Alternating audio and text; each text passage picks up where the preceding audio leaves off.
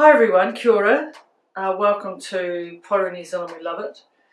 In today's show we're going to go and photograph a Temuka Pottery elephant for the New Zealand Pottery.net gallery. I knew that David Geddes in Temuka had one in his museum, so I went to visit him. After that we'll do a What's on the Mantle Today section, and to finish out the show we're going to take a look at some Molle pottery that David has at his museum.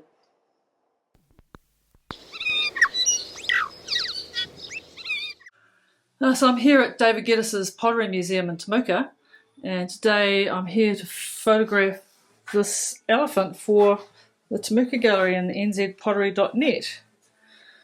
It's quite a lovely item. Have a look at his bottom here.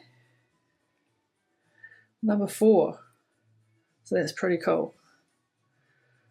We're going to come back sometime and have a chat to David about his museum and some of the wonderful things in it, but he does have some pretty nice Temuka while we're on the topic of Temuka.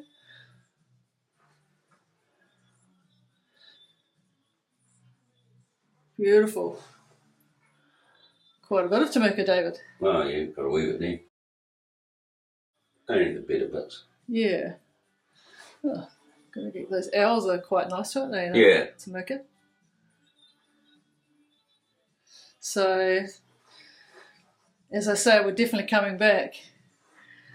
So this elephant would be 1940s? Yeah, no, well, it says in the book 1945. 1945. Yeah. And I think you've actually got some tusks and toes from him somewhere, haven't you? Yeah. Yes, it is. Some little tusks. And there's his wee toes. Yeah. Goodness. He's quite a nice colour in the white. I quite like him. Seen a few other colours. Yeah, well, you saw those three. Yeah, at the museum. Yeah. And they were made for gifts, is that right? Do you think that's... Mainly. Most of the animals were? Yeah. Yeah. There's a few come out the back door. Yeah. As opposed to the front. Yeah. That would be quite common in most potteries, wouldn't it? Yeah. So I really enjoyed this visit to David's museum. It was mainly about photographing the Temuka elephant for the New Zealand Pottery.net gallery, which is a great resource. Go and have a look there. But we managed to have a quick look at some Temuka. I loved the duck. It's called a sailor duck. I just loved being able to handle that. I've never seen one up close before. The rest of David's museum is just awesome. Highly recommend that you go and have a look. There's a large collection of Marrold pottery done by Milan and Slavka Cavalli. That's just amazing pottery. So much talent. Some Paul Fisher, Charlie Tyne, a Timaru potter. Just go and have a look. Give them a call. I've uploaded the photos onto newzealandpottery.net. They look fantastic. The gallery now has a Temuka elephant in the Temuka gallery, so that's great. Job well done.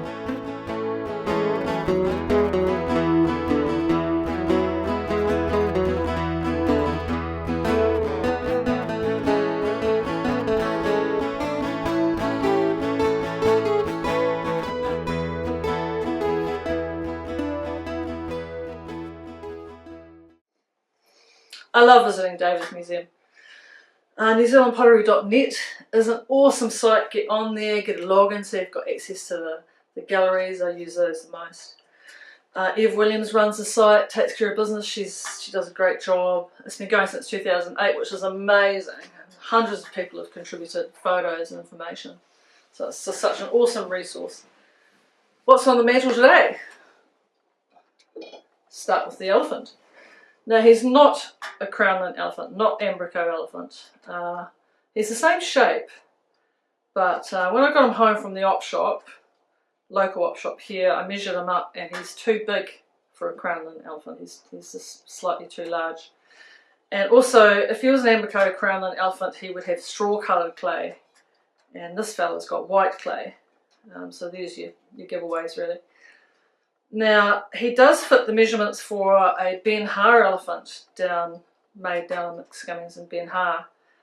I've seen photos of people's collections, but they tend to be like a plain colour. Manos, the late Manos, had a few, and they were like a grey, and I think there was a light blue.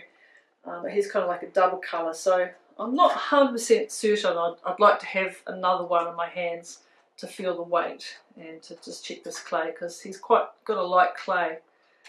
The other McScummings Ben Ha elephants that they made were larger, and they have an upgoing beacon. They also get mistaken for crownlands sometimes, but they're a little bit more wrinkly around the front here, and they're cool. There's one in Timuka at the moment at a shop. So we live in hope that he's Ben Ha. Time will tell. Next up, Molle. Beautiful examples, little baskets. You would know her work more through her trough vases, like kind of curly troughs, and they have little mushrooms, often have little mushroom figures. She made some wall vases as well, which are very nice. She was potting in the late 1940s in Temuka, and I saw a trough vase the other day which had 1960 on it, so she would have been potting for a while. This is beautiful glaze here, this little texture pattern here. When the light hits it, it reflects onto your shelf and leaves little patterns. These are just gorgeous. These live in my specials cabinet. I'm not so fond of the trough vases myself, but I saw there's a little owl wall hanging at David's Museum. I quite like that. Temuka kettles. Gosh, how many shapes did they make? Heaps. I particularly like this shape. This is a Lover era shape. Love this handle, and just the beautiful curves, and the modelling, of course, which is Temuka. This is kind of such a dark brown that it's pretty much black. They come in the lighter brown, green, and a dark blue, and there's probably a light blue out there which would be quite rare and would be sought after. But I'm fairly happy to have this black coloured one, which I found at the dump in Timuka. I was on my way home from op shopping in Timuka, hadn't found anything, and this was at the bottom of the shelf at the dump, so I was very happy. I did have to pay $25, but I was more than happy to pay that. They have normally, you can't see the mark on this one because the glaze is so heavy, but my other ones have Temuka ware and Nico on them. And pretty much a piece of Kiwi armour, really, isn't it? The Temuka log vase.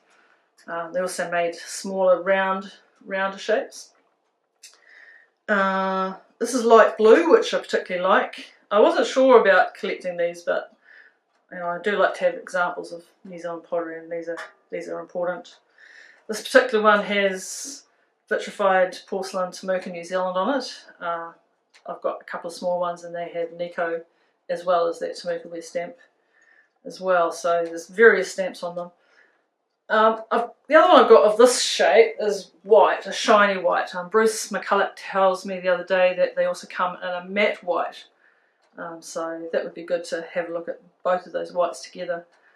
I like the light blue, and I couldn't resist it when it came up for sale. And just a very simple and humble little Temuka planter.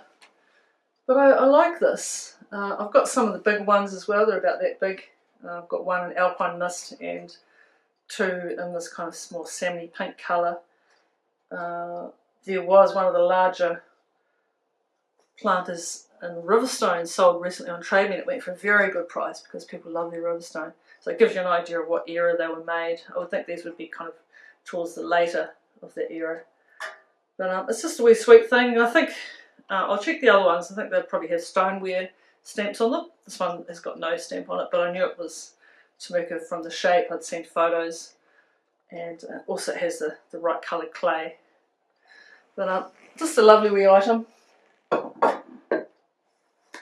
And I hope you've enjoyed the show today. To finish, we'll look at David Geddes' shelf of Molle. I've did a little bit of footage of that for you the other day, and it's exquisite, beautiful work. You enjoy it. Pottery